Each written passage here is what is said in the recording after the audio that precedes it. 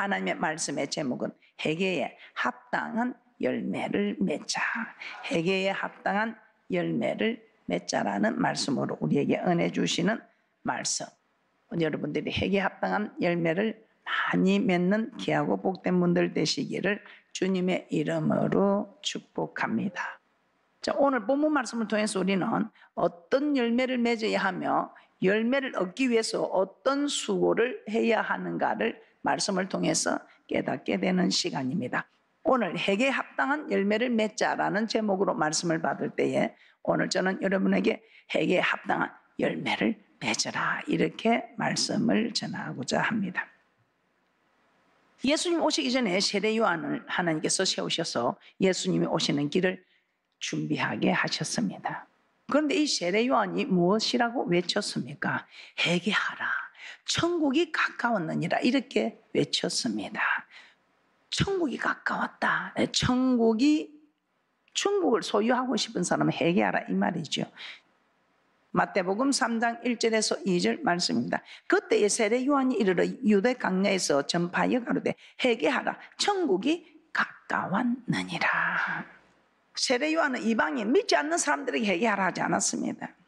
이스라엘 백성들, 하나님의 백성들에게 회개하라고 하셨던 것입니다. 그래서 오늘 우리에게도 하나님께서 오늘 이 복된 말씀 우리에게 회개하라, 천국이 가까웠다. 그럼 이 회개는 무엇입니까? 회개는 돌이킨다는 뜻입니다. 돌이킨다. 뭘 어떻게 해요? 어디로 돌이킨다는 것일까요? 그래서 마가복음 1장에 보면 세례 요한이 잡힌 후에 예수님께서 갈릴리 오셔서 하나님의 복음을 전파해 말씀하실 때에 뭐라고 하신가? 우리 예수님도 회개하라 이렇게 말씀합니다. 그러면서 회개하라 그 말씀 뒤에 무엇이라고 하는지 마가복음 1장 14절에서 15절 말씀을 한번 보도록 하겠습니다.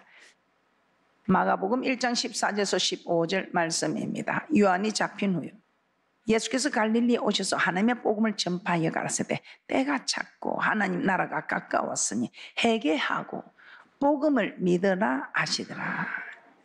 회개하고 복음을 믿으라. 이 복음을 믿으라 이 말은 복음에 순종하라는 말이죠. 이 복음은 하나님의 말씀입니다. 그러므로 회개란 하나님의 말씀에서 떠난 삶에서 돌이켜 하나님의 말씀에 순종하는 삶을 살라는 것입니다. 회개하고 복음을 믿으라. 회개하고 돌이키라. 복음을 믿으라. 복음에 순종하라. 하나님의 말씀에 순종하라. 그래서 아직도 우리가 머뭇거리고 있는 일들, 아직도 하나님의 말씀에 순종하지 못하고 있는 이 일들에서 우리 하나님께서는 돌이키라. 돌이키라. 말씀에 순종하지 않는 길에서 돌이켜서 순종하라. 이 말씀입니다. 이 당시 하나님의 사람들, 하나님을 섬기고 있었지만 하나님의 말씀대로 살고 있지 않았던 것입니다. 그래서 세례 요한은 바리새인과 사두개인이 세례 베푸는데 오는 것을 보고 엄청난 얘기를 하지. 이 독사의 자식들아, 누가 너희를 가르쳐 임박한 진노를 피하라 하더냐. 그러면서 그래, 너희들이 이제 천국에 가까운 줄 알고 임박한 진노를 피하고 싶으면 회개하라. 그리고 회개에 합당한 열매를 맺어라. 회개하고 이제는 하나님의 말씀에 순종하는 열매를 맺어라. 이 말씀을 하고 있습니다. 마태복음 3장 7절에서 8절입니다. 마태복음 3장 7절에서 8절입니다. 요한이 많은 바리새인과 사두개인이 세례 베푸는 데 오는 것을 보고 이르되 독사의 자식들아, 누가 너희를 가르쳐 임박한 진노를 피하라 하더냐. 그러므로 회개에 합당한 열매를 맺고. 자, 이 바리새인과 사두개인들을 어떤 사람이라고 생각하십니까? 이 바리새인과 사두개인들, 이스라엘 백성들의 종교와 정치 지도자들입니다. 이들은 누구보다 하나님의 말씀을 잘 알고 있는, 그러나 하나님의 말씀을 잘 알고는 있으나 그 말씀을 잘 지키지는 않았던 것 같습니다. 그래서 세례 요한은 회개에 합당한 열매를 맺으라. 이제 하나님의 말씀을 믿고 하나님의 말씀대로 돌이키라. 하나님의 말씀대로 순종해라. 이렇게 외치고 있습니다. 천국이 가까운 줄 알거든. 천국에 가기를 소원하거든. 그러면서 뭐라고 하십니까? 순종하는 삶을 살아야 한다. 그런데 너희들은 난 아브라함의 자손이야. 난 아브라함의 자손이야 하면서, 난 아브라함의 자손이어서 나는 걱정 안 해도 돼. 난 누구야? 내가 누구야? 아브라함의 자손이야. 그렇게 생각하는 그들에게 마태복음 3장 9절에서 10절입니다. 마태복음 3장 9절에서 10절입니다. 속으로 아브라함이 우리 조상이라고 생각지 말라. 내가 너에게 이루느니 하나님이 너희 이 돌들도 아브라함의 자손이 되게 하시리라.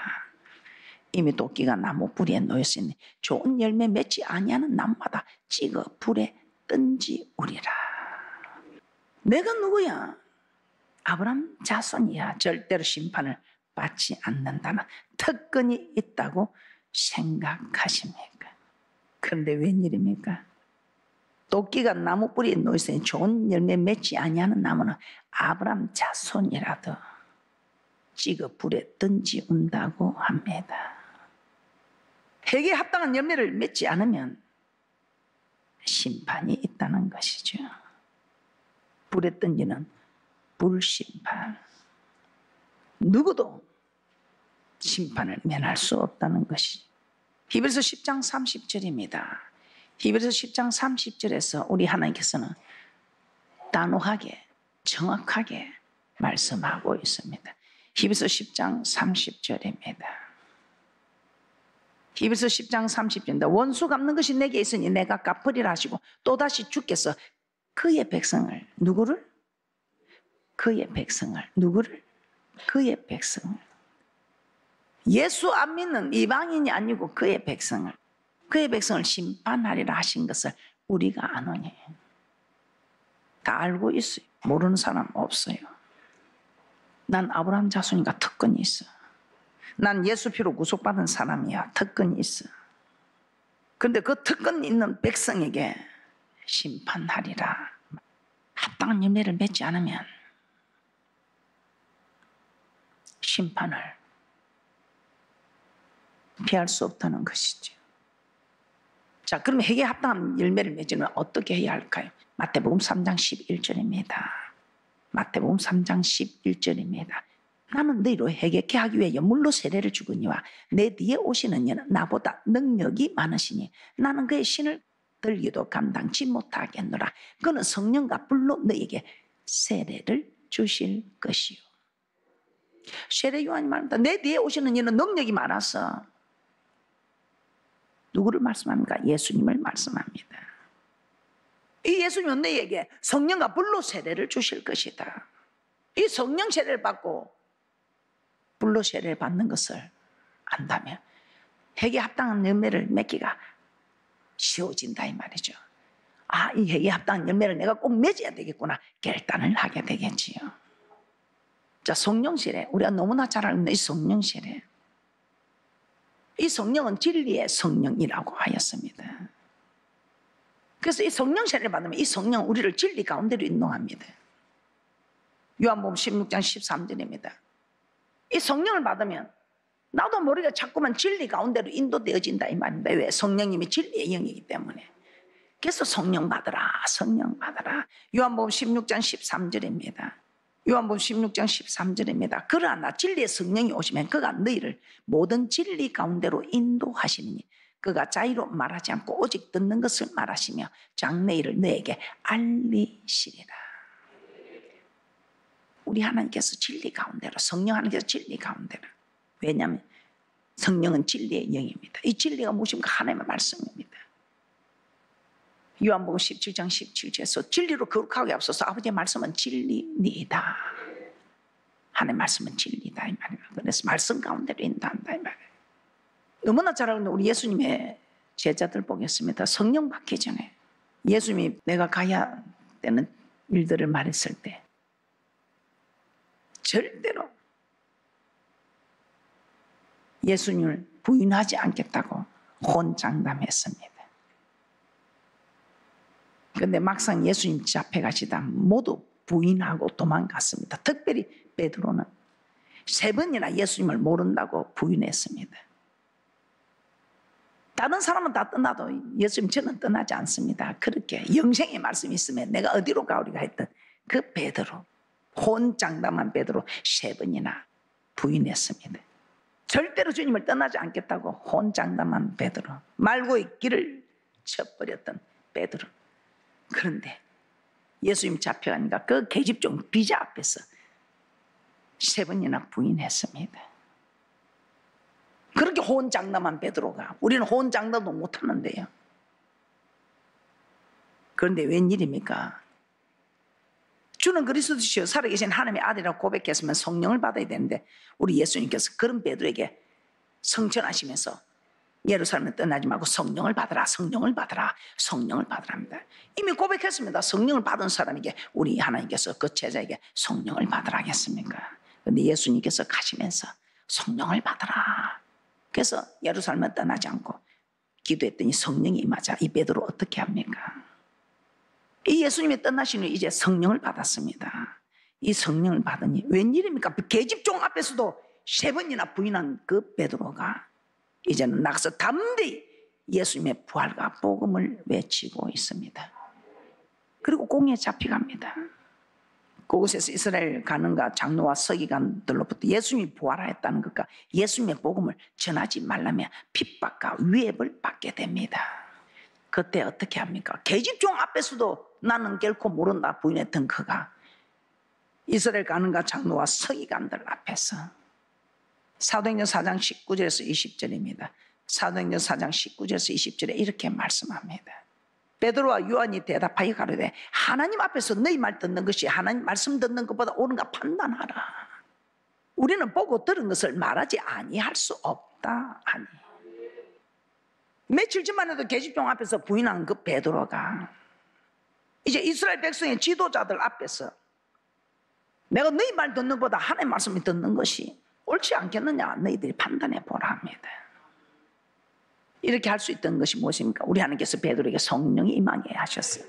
이 성령이 진리 가운데로 인도하셔서 계집종 앞에서도 3번이나 부인한 베드로가 그 이스라엘 지도자들 앞에서 담대히 말할 수 있는 이 모든 일은 내가 한 것이 아니고 성령님께서, 베드로에게 임한 성령님께서 너희 말할 거 이럴 거 염려하지 마라, 성령 하나님께서 주장해 가신다는 것을 증명하고 있는 것입니다.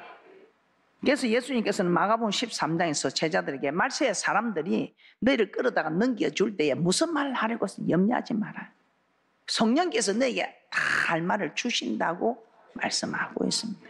마가복음 13장 11절입니다. 마가복음 13장 11절입니다. 사람들이 너희를 끌어다가 넘겨줄 때에 무슨 말을 할까 미리 염려치 말고 무엇이든지 그 시에 너희에게 주시는 그 말을 하라. 말하는 이는 너희가 아니요 성령이시니라. 우리가 힘들고 어려울 때 우리 힘으로 그 힘들고 어려운 가정을 감당하기 어렵습니다. 마찬가지로 환난의 때에도 마찬가지입니다. 우리의 힘으로 능력으로 우리의 믿음을 지키기 어렵다는 것을 아시는 예수님께서는 성령을 받아서 이 성령이 우리를 진리 가운데 인도하도록 성령을 받고, 또 성령을 받았으면 그것으로 만족하지만 성령 충만을 입어라. 성령을 받은 사람 성령을 소멸지 않도록 계속 충만을 입으라고 합니다. 그래서 이 충만하기 위해서 우리는 기도해야 합니다. 그래서 하나님의 뜻을 이루기 위해서 우리는 기도해야 합니다. 기도해 하나님께서 우리를 인도해 가시고 도와주시고 축복해 주실 수 있다는 것입니다. 회개에 합당한 열매를 맺기 위해서 우리는 성령을 받고 성령으로 충만해야 할 수가 있다는 것입니다. 그래서 성령을 받고 성령을 충만한 이 모든 일이 기도 외에는 다른 이유가 없다는 것입니다. 기도해야 한다는 것입니다. 그래서 기도를 해도 한 번 하는 게 아니고 계속해야 이 성령으로 성령의 충만을 유지할 수가 있다는 것입니다. 이 베드로 요한은 어떻습니까? 사도행전 4장에 베드로 요한 공회에 잡혀갑니다. 다시는 예수님의 부활과 예수님의 복음을 전하지 말라고 하며 위협을 받고 풀려나게 됩니다. 그런데 풀려나서 어떻게 합니까? 바로 그 동료들에 가서 일심으로 하나님께 소리 높여 기도하였다고 합니다. 우리가 기도해야 충만을 유지하고 하나님 뜻대로 살 수 있다는 것입니다. 사도행전 4장 31절입니다. 사도행전 4장 31절입니다. 빌기를 다음에 모인 곳이 진동하더니 무리가 다 성령이 충만하여 담대히 하나님의 말씀을 전하니라. 빌기를 다음에 위협을 받고 곧바로 달아가서 기도했습니다. 기도하니 성령이 충만하여 계속해서 하나님의 말씀을 담대히 전할 수 있는, 내가 하나님을 기쁘게 하라, 사람을 기쁘게 하라, 하나님을 기쁘게 할 수 있는 담대함을 하나님이 주셨어. 하나님의 뜻을 이루어드리는, 하나님의 말씀을 담대하게 전할 수 있었다는 것입니다. 성령 충만을 받아야 합니다. 그래서 우리는 계속 기도해야 됩니다. 난 옛날에 엄청 충만했어. 내가 얼마나 충만했던지, 밤새도록 기도하고 얼마나 충만했던지, 그냥 영안이 열리고 내가 그 핍박을 견디고, 지난 일입니다. 지난 일입니다.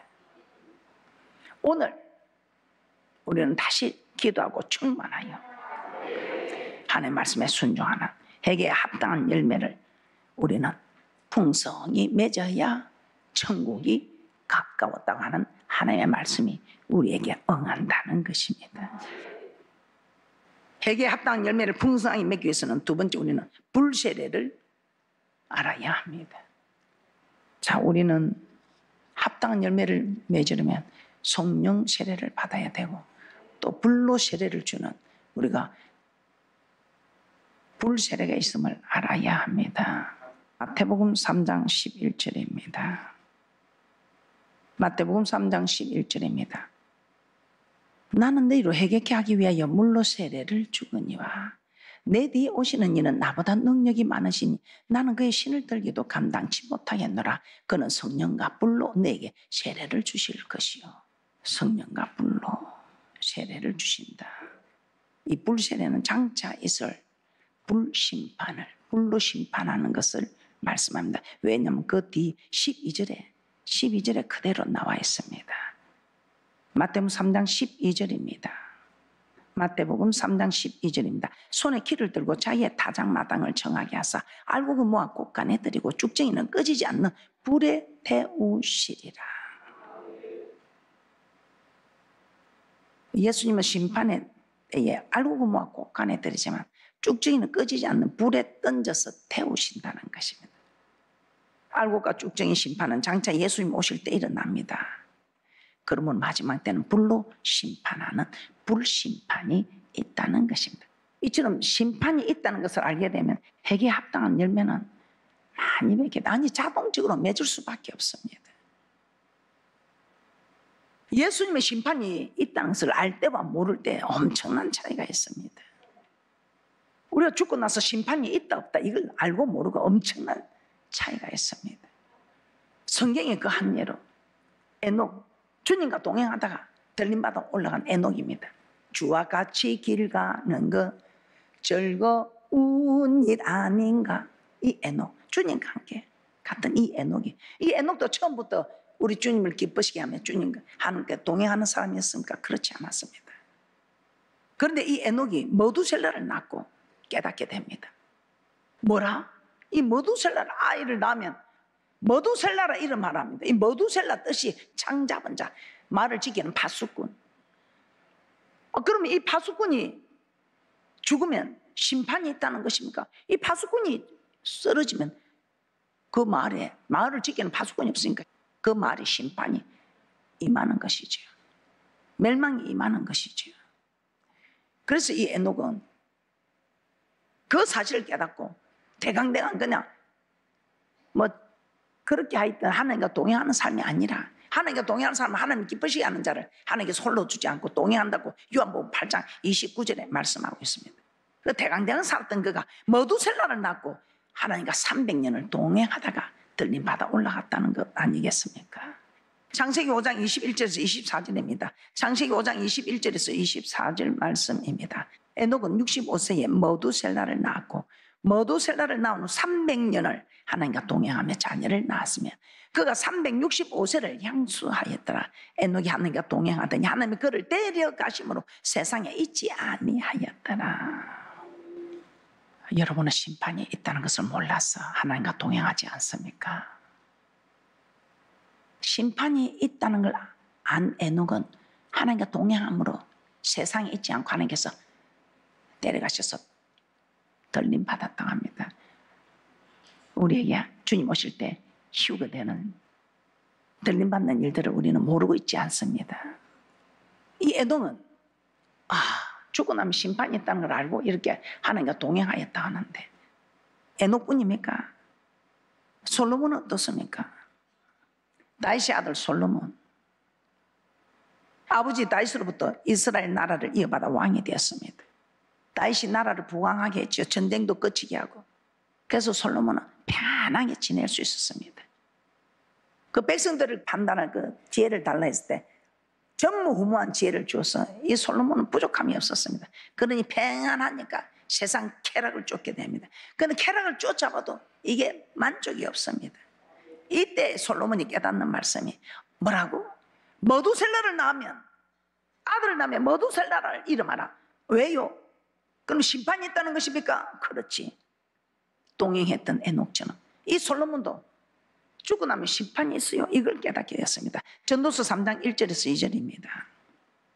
전도서 3장 1절에서 2절입니다. 그래서 이 솔로몬은 헛되고 헛되며 헛되고 헛되니 모든 것이 헛되도다. 헛되고 헛되며 헛되고 헛되니 세상의 모든 것이 헛되도다. 이렇게 고백한 것입니다. 전도서 3장 1절에서 2절입니다. 천하에 범사가 기한이 있고 모든 목적이 이룰 때가 있나니 날 때가 있고 죽을 때가 있으며 심을 때가 있고 심은 것을 뽑을 때가 있으며 웃을 때가 있고 울 때가 있으며 안을 때가 있고 버릴 때가 있으며 시작과 끝이 이렇게 때가 있다는 것입니다. 그러면서 언젠가 태어났으면 죽을 때도 있고 죽고 나면 심판이 있다는 것을 이 솔로몬 깨닫게 됩니다. 그래서 그 온갖 부귀영화 권세를 버리고 전도자가 됩니다. 지금 우리처럼 목사가 된 것이지요. 왜 그랬을까요? 전도서 12장 14절입니다. 전도서 12장 14절에 심판이 있다는 것을 알았기 때문에 에녹처럼 심판이 있다는 것을 알았기 때문에 전도서 12장 14절입니다. 하나님은 모든 행위와 모든 은밀한 일을 선악간에 심판하시리라. 전도서 3장 12절 다시 한번 보겠습니다. 사람이 사는 동안에 기뻐하며 선을 행하는 것보다 더 나은 것이 없는 줄을 내가 알았고. 이 선은 에베소서 2장 10절에 지으신 목적, 우리를 지으신 목적입니다. 그래서 지으신 목적, 창조의 목적대로 사는 것이 선을 행하는 것. 그래서 창조의 목적대로 사는 이것이 이게 사는 날 동안에 가장 기뻐할 일이다. 그러니까 여러분 손해보는 것도 손해보지 않습니다. 전도서 12장 13절 이래 결국을 다 들었으니 하나님을 경외하고 그 명령을 지킬지어다. 이것이 사람의 본분이라. 그래서 사도 바울은 고린도서 15장에서 이렇게 말씀합니다. 예수님이 부활하셨듯이 우리에게도 부활이 있음을 말합니다. 부활이 없다고 생각하는 사람은 자기 마음대로 살아간다 이 말입니다. 부활이 없다고 생각하는 사람 그냥 하고 싶은 대로 살아가겠죠. 그러나 부활이 있다고 생각하는 사람은 그렇지 않습니다. 솔로몬처럼 에녹처럼 살아간다 이 말입니다. 고린도전서 15장 32절에서 34절입니다. 고린도전서 15장 32절에서 34절 말씀입니다. 내가 범인처럼 에베소에서 냉수로 더불어 싸웠으면 내게 무슨 유익이 있느냐. 죽은 자가 다시 살지 못할 것이면 내일 죽을 터이니 먹고 마시다 하리라. 속지 말라. 악한 동무들은 선한 행실을 더럽히나니 깨어 을을 행하고 죄를 짓지 말라. 하나님 알지 못하는 자가 있기로 내가 너희를 부끄럽게 하기 위하여 말하노라. 부활을 믿지 아니하는 자들은 심판이 있음을 믿지 않는 자들입니다. 그래서 심판을 믿지 않기 때문에 그냥 솔로몬처럼 먹고 마시며 잘된 삶을 살아갈 수 있습니다. 그러나 심판이 있다는 것을 알면 마음대로 살아가지 않습니다. 죄를 짓고 쾌락을 따라 살아가지 않습니다. 심판이 있음을 아는 자들은 죄를 다 버리게 됩니다. 선을 행하며 살아가게 된다 이 말입니다. 그래서 하나님 합당한 열매를 맺고 하나님의 심판이 있음을 알고 정말 주님 앞에 설 준비하는 귀한 분들이 되시기를 주님의 이름으로 축복합니다.